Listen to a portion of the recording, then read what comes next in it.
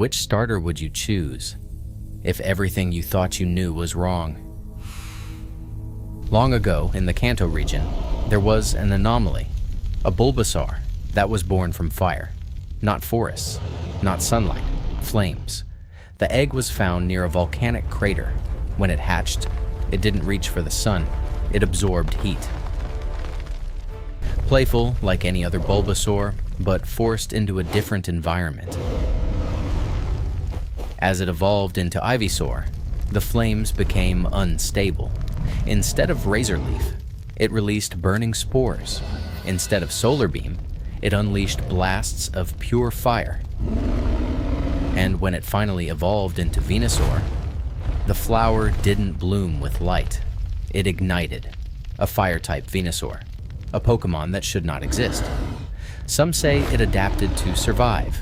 Others believe it mutated under extreme conditions. But one thing is certain, this evolution line was never meant to burn. Because what you were taught was only part of the story. This Charmander should have died before it was even born. Its egg was stolen, taken from its mother by black market traders and shipped across the ocean, selling rare Pokémon for profit. Then the storm came. A massive wave crashed onto the deck. The crate shifted, slid, and the egg fell into the sea.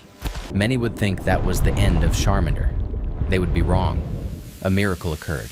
The egg sank into the cold, dark water, but instead of breaking, it changed.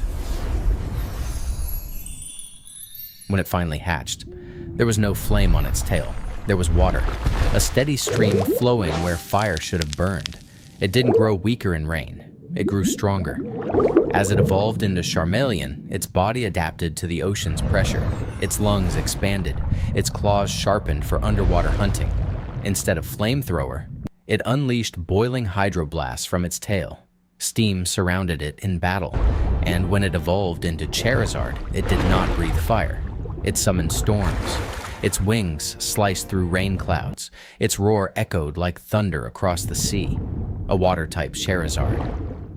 What should have been the end became the beginning of something impossible. But what if this choice wasn't about power? What if it was about survival? Deep in the forest, a mother Blastoise made a mistake. In a desperate rush to find water during a long drought, she left one egg behind. The egg had rolled into the roots of an ancient tree, hidden beneath layers of moss and fallen leaves. Days passed, then weeks. No water, no warmth. It began to rot in the roots. Certain death. Until something almost impossible happened. A Celebi appeared, drawn by the imbalance in the forest. It sensed a life that wasn't meant to end. With a pulse of ancient energy, Celebi bound the egg to the forest itself. Roots wrapped around it. Vines pulsed with life. And the egg changed when it hatched.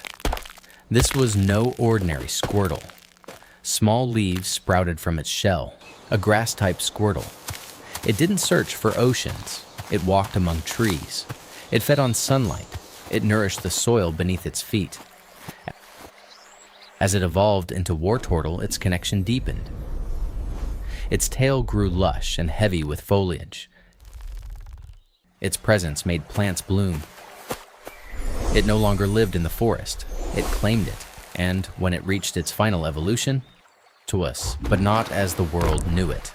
Its cannons were overgrown with living vines. Its shell carried an entire ecosystem. Roots moved beneath it like armor. It was no longer a water type. It was the guardian of the forest. With immense power, it now protects the balance of nature. And in the very same nest where it was once forgotten, it now guards its own egg. And if only one path leads to the truth, which one would you dare to take?